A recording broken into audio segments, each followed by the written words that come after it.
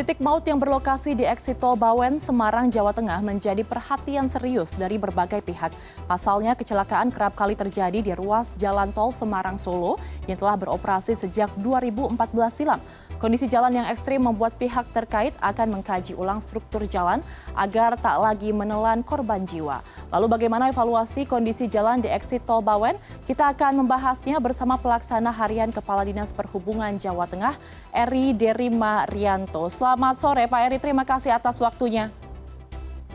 Selamat sore, Assalamualaikum warahmatullahi wabarakatuh. Waalaikumsalam. Pak Eri, langsung saja, selain karena remblong, kondisi ruas jalan yang menurun tajam serta cukup panjang ini, bukan hanya itu, juga menikung ya Pak, ruas jalannya disinyalir menjadi salah satu faktor kecelakaan.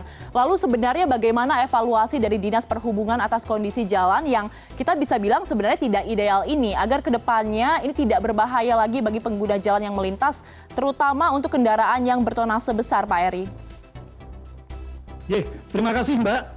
Jadi memang kalau kita dari arah utara atau dari Semarang itu memang turunan itu cukup panjang, mulai dari objek wisata Dusun Semilir sampai dengan eksit tol Bawen.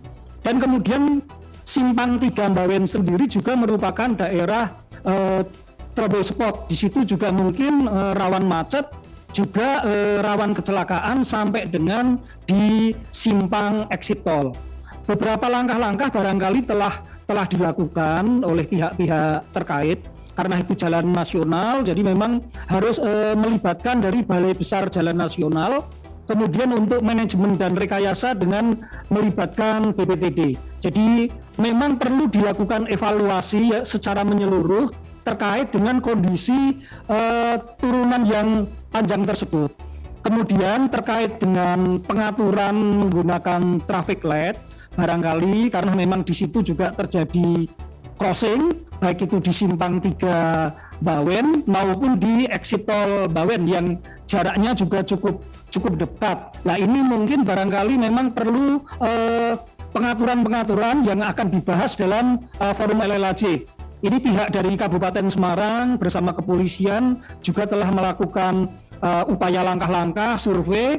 Kemudian barangkali kita akan mencari titik-titik konfliknya untuk mengurangi titik konflik, memungkinkan atau tidak seandainya itu dilakukan pengaturan-pengaturan misalnya dengan flashing.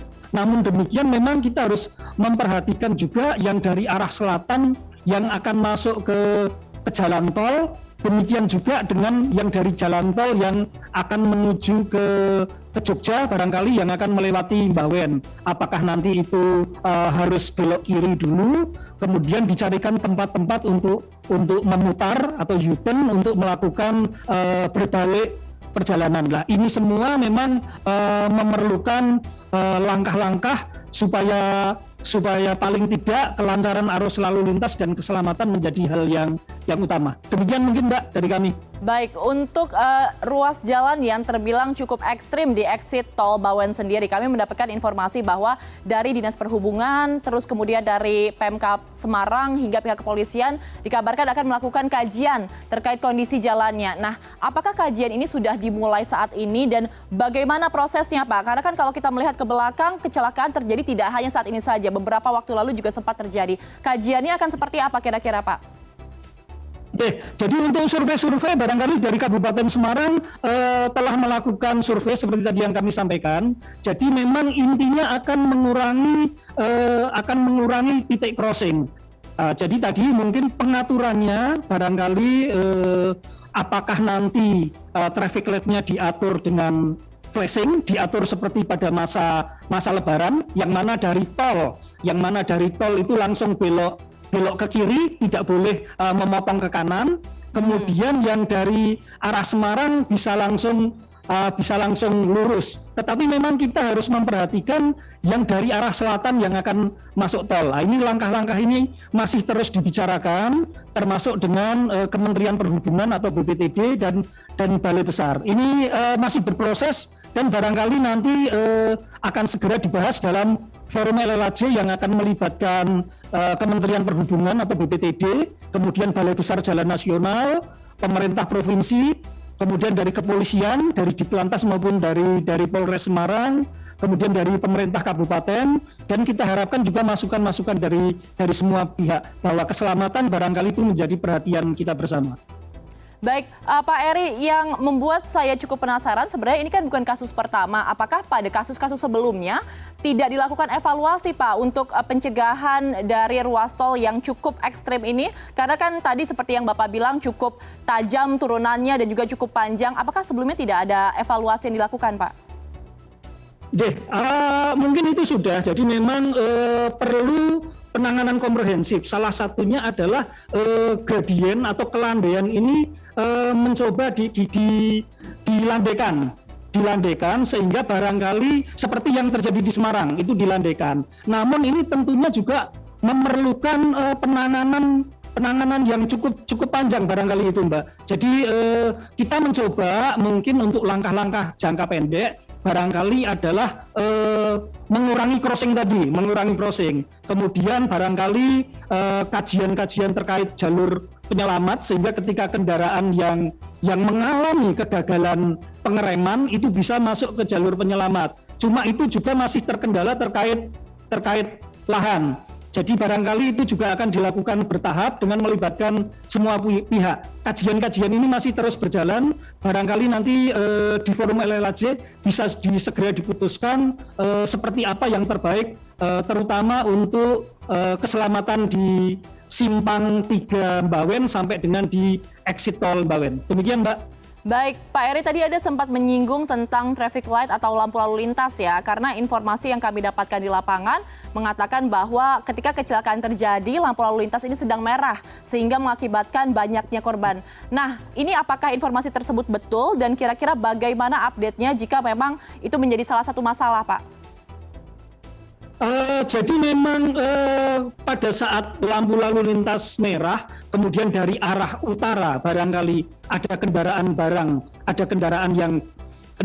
yang gagal melakukan pengereman, itu menjadi salah satu kajian kita, Mbak, ya seperti yang tadi kami sampaikan. Jadi pengaturan di traffic light nanti yang paling pas seperti apa? Apakah melakukan flashing tadi, artinya bahwa jalan terus seperti pada pengaturan untuk mengurangi crossing tadi, ataukah barangkali kita memberikan peringatan ketika kendaraan berat, mulai dari tadi yang kami sampaikan, ketika turunan dari mana itu Dusun Semilir, kita minta kendaraan berat menggunakan gigi rendah sehingga kemungkinan kegagalan pengereman bisa diminimalisirkan. Jadi memang ada beberapa hal yang perlu nanti kita lakukan.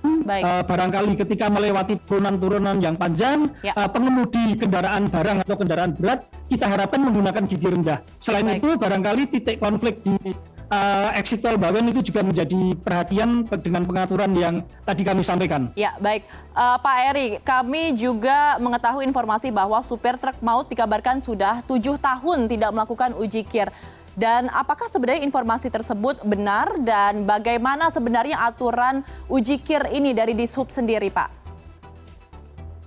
Jadi kendaraan itu dari catatan kami itu kan domisili di Kota Surakarta dan memang sudah cukup lama tidak melakukan uji kir. Jadi memang uji kir itu sebenarnya menjadi kewajiban dari pemilik kendaraan untuk melakukan uji kir.